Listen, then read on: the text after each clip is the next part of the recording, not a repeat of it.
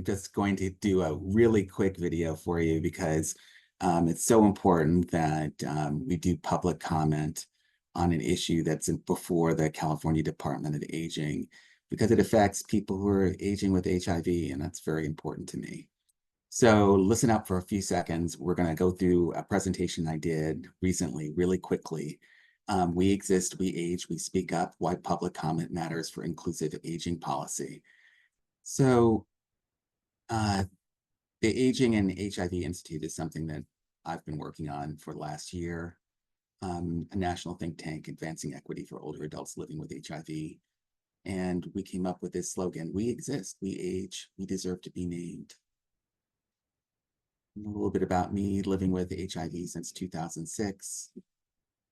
And what we're going to be doing here is really ending invisibility through policy change.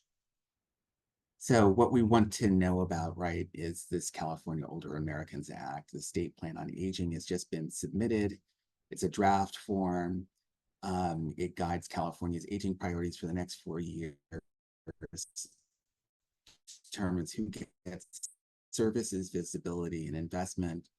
But the 2025-2029 draft leaves out key communities. And that QR code that you see there, if you click on, if you put your phone in front of it and go to the website that gets presented, make sure you're centering on that QR code, you'll get to this, this plan.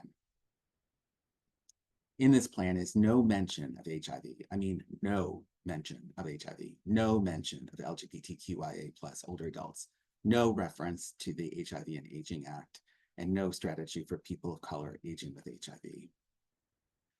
However, the last plan had all of that.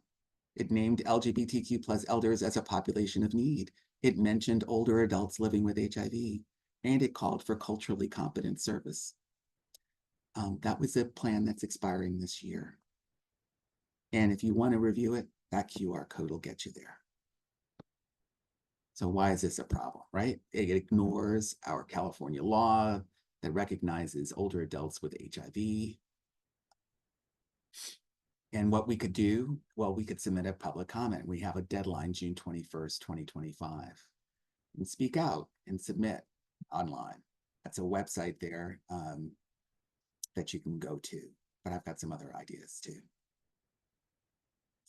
I'm going to put in the links at the bottom of this, a one-pager with key facts, a public comment letter template. But I also want you to know that other than submitting a letter, which you can to that address there, the OAA state plan at aging.ca.gov, you can also do a survey. And that address right there at aging.ca.gov, OAA_state_plan, will take you to a website that'll show you the English survey, the Spanish survey, which you have the QR codes for, and you can, go to them right now. And also there's other surveys in other languages that you could look at.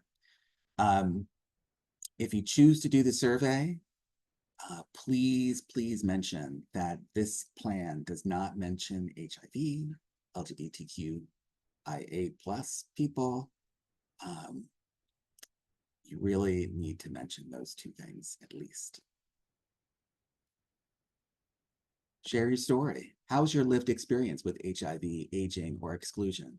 Why does visibility matter in state policy? And what would you want the CDA to hear? You can do that on the survey, you can do that in a letter. Our call to action is to reinstate inclusive language from the 2021-2025 plan, explicitly name older adults with HIV and LGBTQIA+ elders, use results from CDA's own LGBTQIA+ older adult survey. Yeah, they did a survey. Second in the country to do it, first time in California. And apply SB 258 as mandated by law. That's the HIV and Aging Act. Public comment equals visibility plus power.